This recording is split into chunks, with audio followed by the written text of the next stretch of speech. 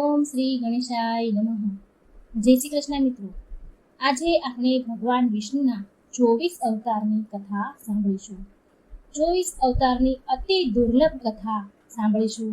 આ 24 અવતારની કથા સાંભળવાથી ભગવાન વિષ્ણુની કૃપા રહે છે, આપણા સર્વ દુઃખો સર્વ પાપો નાશ પામે છે અને ભગવાનનું શરણ મળશે, સુખ સમૃદ્ધિ આવશે અને ભાગ્યના દ્વાર ખુલશે. તો મિત્રો, પૂરા મનથી ધ્યાનથી સંપૂર્ણ આ કથાને તમે સાંભળજો અને બીજાને પણ આ વિડીયો શેર કરજો, જેથી ભગવાનના 24 અવતારની કથા બીજાને પણ સાંભળવાનો અવસર મળે અને આપણને પુણ્ય ફળ મળે. તો મિત્રો, ચાલો આપણે શરૂ કરીએ ભગવાનના 24 અવતારની કથા. શાંતકારમ ભુજગશયનમ પદ્મનાભમ સુરેશમ વિશ્વધારમ ગગનસુદર્શમ મેઘવર્ણ શુભાંગડમ લક્ષ્મીકાંતમ કમલનયનમ યોગી ભીર્યાનગમયનમ વંદે વિષ્ણુ ભવભયહરમ સર્વલોકૈકનાથમ. ઓમ નમો ભગવતે વાસુદેવાય. ભગવાન વિષ્ણુના 24 અવતારની કથા અતિ દુર્લભ કથા મિત્રો તમારા માટે એક જ વિડીયોમાં હું સંભળાવવા જઈ રહી છું. શાસ્ત્રમાં વર્ણન છે કે ભગવાનની કથાઓ વાર્તાઓ સાંભળવાનું ખૂબ જ પુણ્ય ફળ મળે છે. વ્યક્તિ તેના સમસ્ત પાપમાંથી મુક્ત થાય છે અને સુખ સમૃદ્ધિનો ઘરમાં વાસ થાય છે.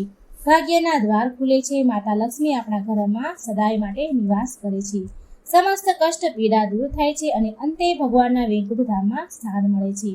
તો મિત્રો, ખૂબ જ મહિમા છે ભગવાન વિષ્ણુના 24 અવતારની કથા સાંભળવાનો. પૂરા મનથી હૃદયથી આ કથા સાંભળજો, અધૂરી છોડવાની ભૂલ કરશો નહીં અને વિડીયો બીજાને શેર જરૂર કરજો, જેથી બીજાને પણ આ પવિત્ર કથા સાંભળવાનો અવસર મળે અને આપણને પુણ્ય ફળ મળે. ભગવાનની કથા સાંભળવાથી મન શુદ્ધ અને પવિત્ર થાય છે. એવું કહેવાય છે કે જ્યારે પૃથ્વી પર સંકટ આવે છે તો ભગવાન અવતાર લઈને એ સંકટને દૂર કરે છે. ભગવાન શિવ અને વિષ્ણુજીએ અનેક પૃથ્વી પર અવતાર ધારણ કર્યા છે. ભગવાન શિવના 19 અવતાર છે, જે શિવ પુરાણમાં વર્ણન છે. અને આજે આપણે સાંભળીશું ભગવાન વિષ્ણુના 24 અવતારની કથા. આ 24 અવતારમાંથી 23 અવતાર ભગવાન શ્રી હરિના આ પૃથ્વી પર થઈ ચૂક્યા છે અને 24મો અવતાર કલ્કી અવતાર હજી બાકી છે. તો ચાલો સાંભળીએ ભગવાન વિષ્ણુના 24 અવતારની કથા. ઓમ નમો ભગવતે વાસુદેવાય. જય શ્રી હરિ વિષ્ણુની જય. પહેલો અવતાર સનકાદિક મુનિનો અવતાર. ધર્મગ્રંથો અનુસાર સૃષ્ટિના આરંભમાં લોક પિતામહ બ્રહ્માજીએ અનેક લોકોની રચના કરવા માટે ઘોર તપસ્યા કરી. તેમના તપથી પ્રસન્ન થઈને ભગવાન વિષ્ણુએ તપ અર્ધવાળા નામથી સન નામથી યુક્ત થઈને સનક, સનનંદન, સનાતન અને સનત કુમાર નામના 4 બાળકોને મુનિના રૂપમાં અવતાર લીધો. આ 4 બાળક બાળ સ્વરૂપ મુનિ જન્મ સાથે મોક્ષ પરાયણ, પ્રભુ ભક્તિમાં લીન રહેનારા, તપસ્વી, નિત્ય સિદ્ધિ અને નિત્ય વિરક્ત હતા. આ ભગવાન શ્રી હરિ વિષ્ણુનો સર્વપ્રથમ અવતાર માનવામાં આવે છે. સનકાદિક મુનિ અવતાર, જે 4 બાળકના સ્વરૂપમાં ભગવાને લીધો છે. હવે બીજો અવતાર વરાહ અવતાર. ધર્મગ્રંથ અનુસાર ભગવાન વિષ્ણુએ બીજો અવતાર વરાહ અવતાર લીધો હતો. વરાહ અવતારથી જોડાયેલી કથા આ પ્રમાણે છે. પૂર્વકાળમાં દૈત્ય હિરણ્યાક્ષે જ્યારે પૃથ્વીનું હરણ કરીને સમુદ્રમાં સંતાડી દીધી, ત્યારે બ્રહ્માજીના નાકમાંથી ભગવાન વિષ્ણુ વરાહ રૂપમાં પ્રગટ થયા હતા. ભગવાન વિષ્ણુના આ રૂપને જોઈને બધા જ દેવતા અને ઋષિઓએ ભગવાનની સ્તુતિ કરી અને દેવતાઓના આગ્રહ કરવાથી પૃથ્વીને શોધવાનું શરૂ કર્યું. એમની નાકથી ભગવાન વરાહે તેમના નાકની સુગંધથી એટલે કે નાકની સહાયતાથી પૃથ્વીની સુગંધ ઓળખતા પૃથ્વીને શોધવા લાગ્યા. પૃથ્વી ક્યાં છે એ ભગવાને જાણી લીધું અને સમુદ્રની અંદર જઈને એમના દાંતો પર પૃથ્વીને મૂકીને ભગવાન બહાર આવ્યા. જ્યારે હિરણ્યાક્ષ દૈત્યએ જોયું કે ભગવાનનું વરાહ રૂપને તો યુદ્ધ માટે લલકારે છે અને ભગવાન વરાહ અને હિરણ્યાક્ષ વચ્ચે ભીષણ યુદ્ધ થાય છે અને એ યુદ્ધમાં ભગવાન વરાહે હિરણ્યાક્ષનો વધ કર્યો અને પછી ભગવાન વરાહે પૃથ્વીને જળ પર સ્થાપિત કરી દીધી. ત્રીજો અવતાર નારદ અવતાર. ધર્મગ્રંથો અનુસાર નારદ મુનિ પણ ભગવાન વિષ્ણુનો જ અવતાર છે. શાસ્ત્ર અનુસાર નારદ મુનિ બ્રહ્માજીના 7મા માનસ પુત્રમાંથી એક છે. નારદ મુનિએ કઠોર તપસ્યા કરીને દેવર્ષિ પદ પ્રાપ્ત કર્યું. તે ભગવાન વિષ્ણુના અનન્ય ભક્તોમાંથી એક માનવામાં આવે છે. દેવર્ષિ નારદ ધર્મનો પ્રચાર અને લોક કલ્યાણ માટે હંમેશા તત્પર રહે છે. શાસ્ત્રોમાં દેવર્ષિ નારદને ભગવાન વિષ્ણુનું મન પણ કહેવાયું છે. શ્રીમદ ભાગવત ગીતાના 10મ અધ્યાયમાં 26મા શ્લોકમાં સ્વયં ભગવાન શ્રી કૃષ્ણએ આનું મહત્વ સ્વીકારતા કહ્યું છે કે દેવ ઋષિઓમાં હું નારદ છું. ચોથો અવતાર નર નારાયણ અવતાર. સૃષ્ટિના આરંભમાં ભગવાન વિષ્ણુએ ધર્મની સ્થાપના માટે 2 રૂપમાં અવતાર લીધો હતો. આ અવતારમાં ભગવાન એના મસ્તક પર જટા ધારણ કરી હતી. એના હાથમાં હંસ, ચરણોમાં ચક્ર અને વક્ષસ્થળમાં સ્ત્રી વસ્ત્રનું ચિહ્ન હતું. તેમનું સંપૂર્ણ વેશ તપસ્વીઓનો સમાન હતો. ધર્મ ગ્રંથો અનુસાર ભગવાન વિષ્ણુએ નરનારાયણ રૂપ આ અવતાર લીધો હતો, નરનારાયણના રૂપમાં. 5મો અવતાર કપિલ મુનિ અવતાર. ભગવાન વિષ્ણુએ 5મો અવતાર કપિલ મુનિના રૂપમાં લીધો હતો. તેમના પિતાનું નામ મહર્ષિ કદર્મ હતું અને માતાનું નામ હતું દેવહૂતિ. બાણની સૈયા પર સૂતેલા ભીષ્મ પિતાના શરીરના ત્યાગ સમયે વેદજ્ઞ વ્યાસ ઋષિ, અહીં ઋષિ ભગવાન કપિલ પણ ત્યાં હતા. વેદજ્ઞ વ્યાસ ઋષિ પણ ત્યાં હતા અને ભગવાન કપિલ પણ ત્યાં હાજર હતા. ભગવાન કપિલના ક્રોધથી રાજા સગરના 60,000 પુત્રો ભસ્મ થઈ ગયા હતા. ભગવાન કપિલ સાંખ્ય દર્શન જ્ઞાનમાં પ્રવર્તકતા હતા. કપિલ મુનિ ભગવાનના ધર્મના પ્રમુખ 12 આચાર્યમાંથી એક છે. 6થો અવતાર દત્તાત્રેય અવતાર. ધર્મ ગ્રંથો અનુસાર દત્તાત્રેય પણ ભગવાન વિષ્ણુના અવતાર છે. એમના પ્રાગટ્યની કથા આ પ્રમાણે છે. એકવાર માતા લક્ષ્મીમાં પાર્વતી અને માં સરસ્વતી તેમના પતિવ્રતા હોવાનો તેમને ગર્વ અહમ થયો. ભગવાને એમના અહંકારને નષ્ટ કરવા માટે લીલા રચી.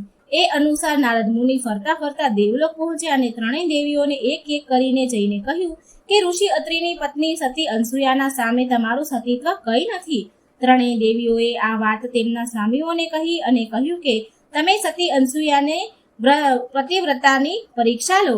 ત્યારે ભગવાન શિવ, વિષ્ણુ અને બ્રહ્માજી સાધુ વેશમાં અત્રિ મુનિના આશ્રમ આવ્યા. મહર્ષિ અત્રિ એ સમયે આશ્રમમાં હાજર હતા નહીં. 3 દેવતાઓ સતી અનસૂયા પાસે ભિક્ષા માંગી, પણ સાથે એવું પણ કહ્યું કે તમે અમને નિર્વસ્ત્ર થઈને ભિક્ષા તમારે આપવી પડશે, તો જ અમે ભિક્ષા લઈશું. અનસૂયામાં પહેલા આવું સાંભળીને તો થોડા ચોંકી ગયા, પણ સાધુઓનું અપમાન ન થાય માટે તેમણે તેના પતિનું સ્મરણ કર્યું અને કહ્યું કે જો મારું પતિવ્રતા ધર્મ શક્ય છે તો આ 3 સાધુ 6 મહિનાના બાળક બની જાય. આવું કહેતા જ ત્રિદેવ બાળક બનીને રડવા લાગ્યા. ત્યારે માતા અનસૂયાએ તેમને ખોળામાં લઈને સ્તનપાન કરાવ્યું અને ઘોડિયામાં હિંચકાવા લાગ્યા. જ્યારે 3 દેવો સમય જતા આવ્યા નહીં તો 3 દેવીઓ ચિંતામાં પડી ગયા. ત્યારે નારદ મુનિ ત્યાં આવ્યા અને બધી જ વાત કહી. 3 દેવીઓએ માતા અનસૂયા પાસે આવ્યા અને તેમની સામે માફી માંગી. ત્યારે દેવી અનસૂયાએ 3 દેવને તેના અસલ સ્વરૂપમાં એ લાવ્યા. પ્રસન્ન થઈને 3 દેવોએ વરદાન આપ્યું કે માં અનસૂયા, અમે 3 દેવ અમારા અંશથી તમારા ગર્ભમાં પુત્ર રૂપમાં જન્મ લઈશું. ત્યારે બ્રહ્માજીના અંશથી ચંદ્રમા, શિવજીના અંશ રૂપે દુર્વાસા અને વિષ્ણુ ભગવાનના અંશ રૂપી દત્તાત્રેયનો જન્મ થયો. 7મો અવતાર યજ્ઞ અવતાર. શ્રી હરિનો 7મો અવતાર છે યજ્ઞ અવતાર. ધર્મ ગ્રંથો અનુસાર ભગવાન યજ્ઞનો જન્મ સ્વયંભૂ મન્વંતરનામાં થયો હતો. સ્વયંભૂ મનુની પત્ની શતરૂપાના ગર્ભથી આકૃતિનો જન્મ થયો. એ ઋષિ પ્રજાપતિની પત્ની બની. આ આકૃતિના ગર્ભથી ભગવાન યજ્ઞ અવતરિત થયા. ભગવાન યજ્ઞની પત્ની દક્ષિણાથી અત્યંત તેજસ્વી 12 પુત્રો ઉત્પન્ન થયા. તે જ સ્વયંભૂ મન્વંતરમાં યામ નામક 12 દેવતાઓ કહેવાયા. 8મો અવતાર ભગવાન ઋષભદેવનો અવતાર. ભગવાન વિષ્ણુ ઋષભદેવના રૂપમાં અવતર્યા હતા. ધર્મ ગ્રંથો અનુસાર નાભી નામનો એક રાજા હતો. એમને કોઈ સંતાન હતા નહીં, પુત્ર હતા નહીં. આ કારણે તેમણે તેની ધર્મપત્ની મેરુ દેવી સાથે પુત્રની કામનાથી યજ્ઞ કર્યો. યજ્ઞથી પ્રસન્ન થઈને ભગવાન વિષ્ણુ સ્વયં પ્રગટ થયા અને તેમણે મહારાજ નાભીને વરદાન આપ્યું કે હું તમારે ત્યાં પુત્રના સ્વરૂપમાં જન્મ લઈશ. વરદાન સ્વરૂપ થોડા સમય પછી ભગવાન વિષ્ણુ રાજા નાભીને ત્યાં પુત્ર રૂપે જન્મ્યા. પુત્રના અત્યંત સુંદર શરીર, તેજ, બળ, ઐશ્વર્ય, યશ, પરાક્રમ અને સુરવીરતા વગેરે ગુણોને જોઈને રાજા નાભીએ તેમનું નામ ઋષભ રાખ્યું. 9મો અવતાર આદિરાજ પૃથુ અવતાર. ભગવાન વિષ્ણુના એક અવતારનું નામ છે આદિરાજ પૃથુ.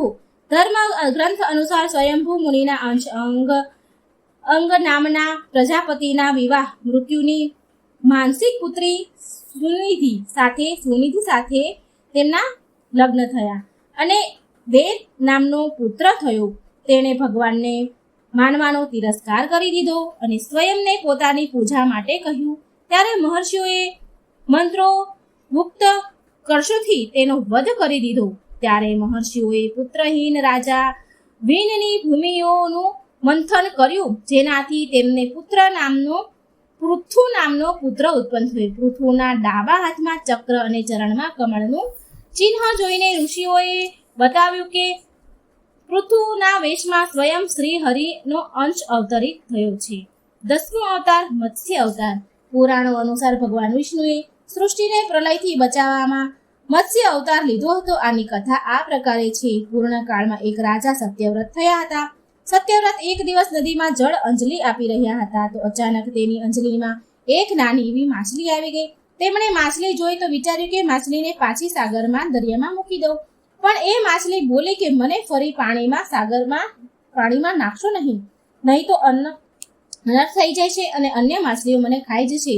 ત્યારે રાજા સત્યવ્રતે માછલીને તેમના રાજમહેલમાં લઈ ગયા અને કમંડળમાં રાખી લીધી. માછલી વધારે મોટી થઈ કમંડળમાં, તો એ રાજાએ સરોવરમાં રાખી, તો જોતજોતામાં માછલી સરોવરમાં પણ સમાઈને એટલી મોટી થઈ ગઈ. રાજાને પછી સમજાઈ ગયું કે આ કોઈ સામાન્ય જીવ નથી. રાજાને એવું લાગ્યું, એટલે રાજાએ માછલીને વાસ્તવિક સ્વરૂપમાં આવવાનું કહ્યું. એણે રાજાની પ્રાર્થના સાંભળી અને ભગવાને રાજાને સાક્ષાત 4 ભુજાધારી ભગવાન વિષ્ણુ પ્રગટ થયા અને દર્શન આપ્યા અને તેમણે કહ્યું કે આ મારો મત્સ્ય અવતાર છે.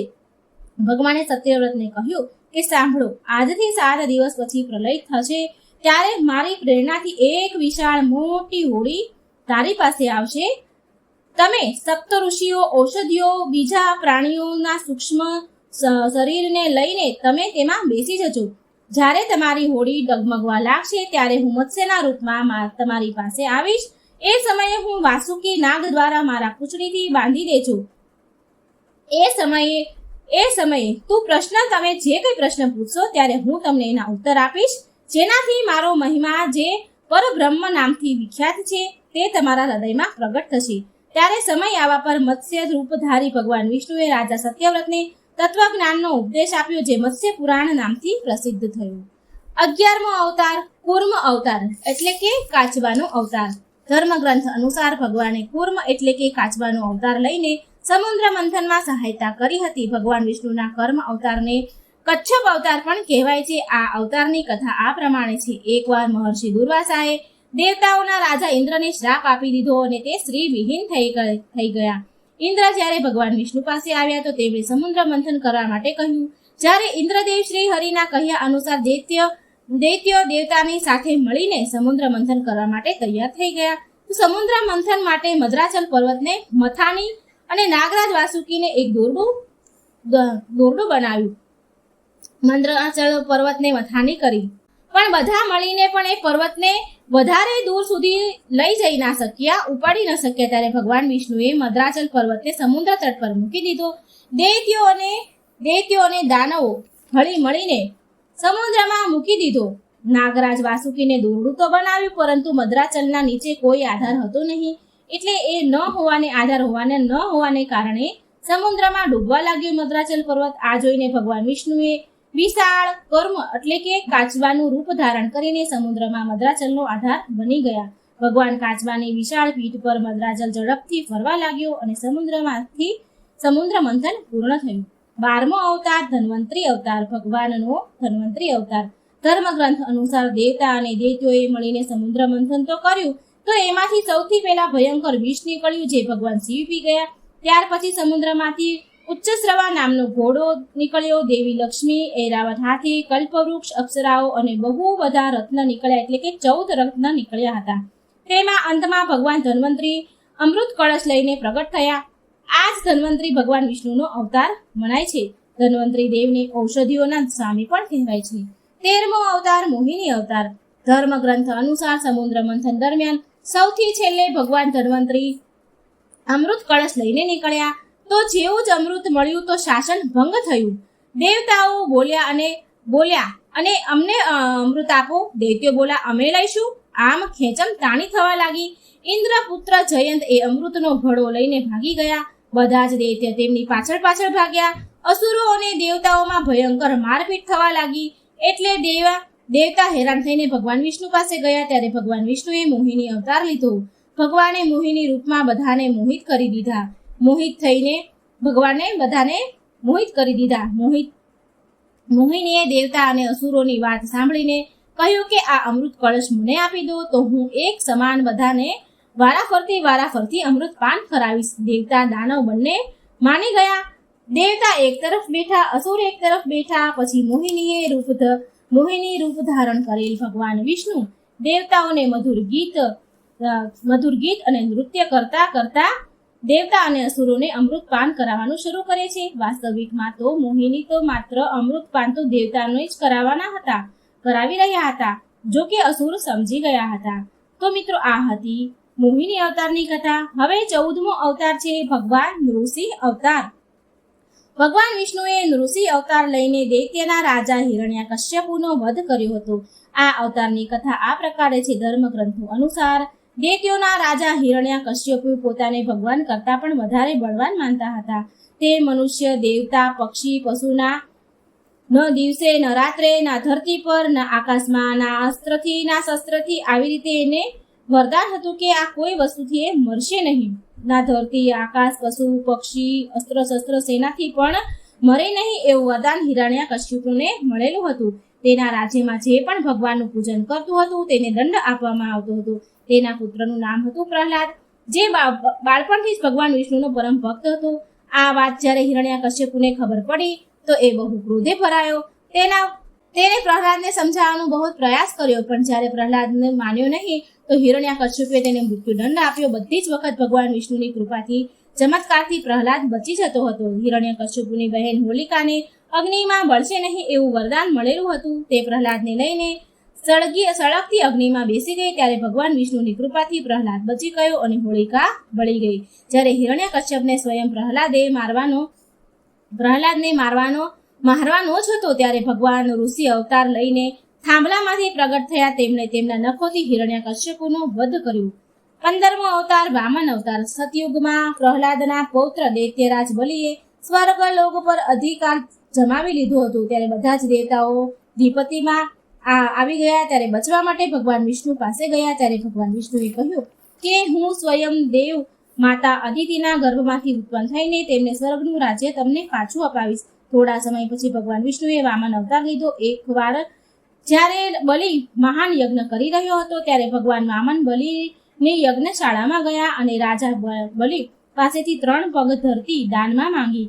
રાજા બલિના ગુરુ શુક્રાચાર્ય ભગવાનની લીલા સમજી ગયા અને તેમણે બલિને દાન આપવાના કહી દીધું. પણ છતાંય બલિએ દાન આપવાની ના પાડી શુક્રાચાર્યએ. તો છતાં પણ બલિએ માન્યા નહીં. છતાંય બલિએ ભગવાન વામનને 3 પગ ભૂમિને દાન આપવાનો સંકલ્પ કર્યો. ભગવાન વામને વિશાળ રૂપ ધારણ કરીને એક પગમાં ધરતી, બીજા પગમાં સ્વર્ગલોક માપી લીધું. જ્યારે ત્રીજો પગ મૂકવા માટે કોઈ સ્થાન ન બચ્યું તો બલિએ ભગવાન વામનને તેના માથા પર પગ મૂકવાનું કહ્યું. બલિના માથા પર પગ મૂકવાથી તે પાતાળલોકમાં ચાલ્યો ગયો. બલિની દાનવીરતા જોઈને ભગવાન તેને પાતાળલોકના સ્વામી બનાવી દીધો. આવી રીતે ભગવાન વામને દેવતાઓની સહાયતા કરી અને સ્વર્ગ તેમને પાછું આપ્યું. 16મો અવતાર હયગ્રીવ અવતાર. ધર્મગ્રંથ અનુસાર એકવાર મધુ અને કૈટભ નામના 2 શક્તિશાળી રાક્ષસ બ્રહ્માજી પાસે વેદોનું હરણ કરીને રસાતાળમાં સમુદ્રમાં પહોંચી ગયા. વેદોનું હરણ થવાથી બ્રહ્માજી બહુ દુઃખી થયા અને ભગવાન વિષ્ણુ પાસે આવ્યા. ત્યારે ભગવાને હયગ્રીવ અવતાર લીધો. આ અવતારમાં ભગવાન વિષ્ણુનું ગળું એટલે કે ડોક, મોઢું ઘોડા સમાન હતું. ત્યારે ભગવાન હયગ્રીવ રસાતાળમાં સમુદ્રમાં પહોંચ્યા અને મધુ કૈટભનો વધ કરીને વેદ ફરી ભગવાન બ્રહ્માજીને સોંપી દીધા. 17મો અવતાર શ્રી હરિ અવતાર. ધર્મગ્રંથ અનુસાર પ્રાચીન સમયમાં ત્રિકુટ નામના પર્વતની તળેટીમાં એક શક્તિશાળી ગજેન્દ્ર તેની હાથણીઓ સાથે રહેતો હતો. એકવાર તે તળાવમાં સ્નાન કરવા ગયો તો એકવાર મગરે તેનો પગ એનો મોઢામાં પકડી લીધો અને પાણીની અંદર ખેંચવા લાગ્યો. ગજેન્દ્ર અને મગર મચ્છ વચ્ચે સંઘર્ષ 1000 વર્ષ સુધી ચાલતું રહ્યું. અંતમાં ગજેન્દ્ર ઠંડો પડી ગયો, શાંત પડી ગયો. એટલે તેણે ભગવાન શ્રી હરિની સ્તુતિ કરી ધ્યાન કર્યું. ગજેન્દ્રની સ્તુતિ સાંભળીને ભગવાન શ્રી હરિ પ્રગટ થયા અને તેમણે તેના ચક્રથી મગરમચ્છનો વધ કરી દીધો. ભગવાન શ્રી હરિએ ગજેન્દ્રને ઉદ્ધાર કરીને તેનો પાર્ષદ બનાવી દીધો. 18મો અવતાર પરશુરામ અવતાર. હિન્દુ ધર્મગ્રંથ અનુસાર પરશુરામ ભગવાન વિષ્ણુના પ્રમુખ અવતારોમાંથી એક અવતાર છે. ભગવાન પરશુરામના જન્મ સંબંધિત 2 કથા છે. હરિવંશ પુરાણ કથા અનુસાર આ પ્રકારે છે કે પ્રાચીન સમયમાં મહેશમતી નગરી પર શક્તિશાળી હય વંશી ક્ષત્રિય કર્ણવીર અર્જુન તથા સહસ્ત્રબાહુનું શાસન હતું. એ બહુ અભિમાની હતો, અત્યાચારી પણ હતો. એકવાર અગ્નિદેવે તેને ભોજન કરવા માટે એટલે કે ભોજન ખાવા માટે તેમને આગ્રહ કર્યો. ત્યારે સહસ્ત્રબાહુએ ઘમંડમાં આવીને કહ્યું કે તમે જ્યાંથી પણ ઈચ્છો ત્યાંથી તમે ભોજન કરી શકો છો, બધી બાજુ મારું જ રાજ્ય છે. ત્યારે અગ્નિદેવે બધા જ વનો એટલે કે બગીચાઓ બાળવાનું શરૂ કરી દીધું. તો એક વનમાં ઋષિ આપવ તપસ્યા કરી રહ્યા હતા. અગ્નિએ તેના આશ્રમને પણ સળગાવી દીધો. આથી ક્રોધિત થઈને ઋષિ આપવે સહસ્ત્રબાહુનો શ્રાપ આપ્યો કે ભગવાન વિષ્ણુ પરશુરામ રૂપમાં જન્મ લેશે અને માત્ર સહસ્ત્રબાહુનો જ નહીં પણ સમસ્ત ક્ષત્રિયોનો સર્વનાશ કરશે. આવી રીતે ભગવાન વિષ્ણુએ ભાર્ગવ કુળમાં મહર્ષિ જન્મદગ્નિને ત્યાં 5મા પુત્રના રૂપમાં જન્મ લીધો. 19મો અવતાર મહર્ષિ વેદવ્યાસ અવતાર. પુરાણોમાં મહર્ષિ વેદવ્યાસને પણ ભગવાન વિષ્ણુનો અંશ માનવામાં આવે છે. ભગવાન વ્યાસ નારાયણના કલા અવતાર હતા. તે મહાજ્ઞાની મહર્ષિ પરાશરના પુત્ર રૂપમાં પ્રગટ થયા હતા. તેમનો જન્મ કેવટ રાજની પોષપુત્રી સત્યવતીના ગર્ભથી યમુનાના તટ પર થયો હતો. તેમના શરીરનો રંગ કાળો હતો, માટે તેમનું એક નામ કૃષ્ણદ્રપાયન પણ હતું. તેમણે જ મનુષ્યની આયુ અને શક્તિને જોતા વેદોના વિભાગ કર્યા, માટે તેમને વેદ વ્યાસ કહેવાયા. વેદ વ્યાસજીએ મહાભારત ગ્રંથની પણ રચના કરી હતી. 20મો અવતાર હંસ અવતાર. એકવાર બ્રહ્માજી એમની સભામાં બેઠા હતા, ત્યારે તેમના માનસ પુત્ર સનકાદિક ત્યાં પહોંચ્યા અને ભગવાન બ્રહ્મા પાસેથી મનુષ્યના મોક્ષને સંબંધિત ચર્ચા કરવા લાગ્યા. ત્યારે ત્યાં ભગવાન વિષ્ણુ મહાહંસના રૂપમાં પ્રગટ થયા અને તેમને સનકાદિક મુનિઓને સંદેહનું નિવારણ કર્યું. આના પછી બધાએ ભગવાન હંસની પૂજા કરી અને પછી મહાહંસધારી ભગવાન વિષ્ણુ અદ્રશ્ય થઈને તેમના ધામ ચાલ્યા ગયા. 21મો અવતાર શ્રી રામ અવતાર. ત્રેતાયુગમાં રાક્ષસ રાજ રાવણનો બહુ જ આતંક હતો. તેનાથી તો દેવતા પણ ડરતા હતા. તેના વધ માટે ભગવાન વિષ્ણુએ રાજા દશરથને ત્યાં માતા કૌશલ્યાના ગર્ભમાંથી જન્મ લીધો. આ રૂપમાં ભગવાન રાજાએ અનેક રાક્ષસોના વધ કર્યા. મર્યાદાનું પાલન કરતા કરતા તેમનું જીવન જીવ્યા.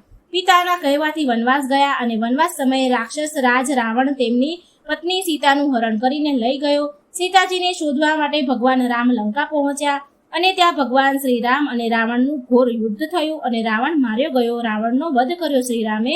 આવી રીતે ભગવાને રામ અવતાર લઈને દેવતાઓને ભયથી મુક્ત કર્યા. 22મો અવતાર શ્રી કૃષ્ણ અવતાર. દ્વાપર યુગમાં ભગવાન વિષ્ણુએ શ્રી કૃષ્ણ અવતાર લઈને અધર્મીઓનો નાશ કર્યો. ભગવાન શ્રી કૃષ્ણના જન્મ જેલમાં થયો. તેમના પિતાનું નામ વસુદેવ અને માતાનું નામ દેવકી હતું.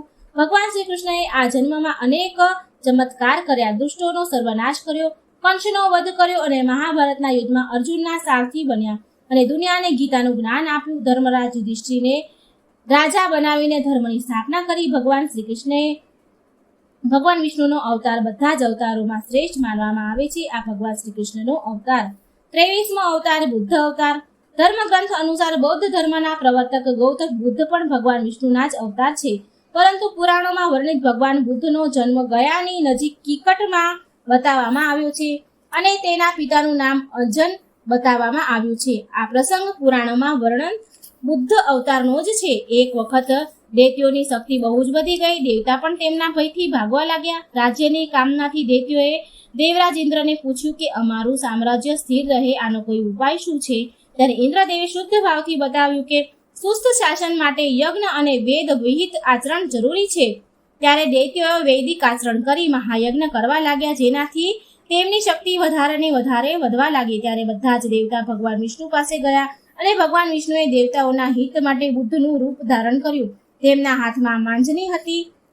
ત્યાર પછી ભગવાન દૈત્યો પાસે પહોંચ્યા અને તેમને ઉપદેશ આપ્યો કે યજ્ઞ કરવું પાપ છે. યજ્ઞથી જીવ હિંસા થાય છે. યજ્ઞની અગ્નિથી કેટલાય પ્રાણીઓનો જીવ ભસ્મ થાય છે. ભગવાન બુદ્ધના ઉપદેશથી દૈત્ય પ્રભાવિત થયા. તેમણે યજ્ઞ અને વૈદિક આચરણ કરવાનું છોડી દીધું. આ કારણથી તેમની શક્તિ ઓછી થઈ ગઈ અને દેવતાઓએ તેમના પર હુમલો કરી તેમનું રાજ્ય ફરી પાછું મેળવી લીધું. 24મો અવતાર કલ્કી અવતાર. ધર્મગ્રંથ અનુસાર ભગવાન વિષ્ણુ કલ્કી રૂપમાં અવતાર લેશે. હજી આ અવતાર લેવાનો ભગવાનને બાકી છે. કલ્કી અવતાર કળયુગ અને સતયુગના સંધિકાળમાં થશે. આ અવતાર 64 કલાથી યુક્ત હશે. પુરાણોના અનુસાર ઉત્તર પ્રદેશના સંબળ નામના સ્થળ પર ગામ પર વિષ્ણુ યશ નામના તપસ્વી બ્રાહ્મણના ઘરે ભગવાન પુત્ર રૂપમાં જન્મ લેશે. કલ્કી દેવદત્ત નામના ઘોડા પર સવાર થઈને સંસારના પાપીઓનો વિનાશ કરશે અને ધર્મની ફરી સ્થાપના કરશે. તો મિત્રો, આ હતી ભગવાન વિષ્ણુના 24 અવતારની કથા. મિત્રો, વિડીયો સારો લાગે તો લાઈક કરજો, શેર કરજો અને આ ચેનલને સબસ્ક્રાઇબ જરૂર કરજો. ઓમ નમો ભગવતે વાસુદેવાય. જય શ્રી કૃષ્ણ. રાધે રાધે.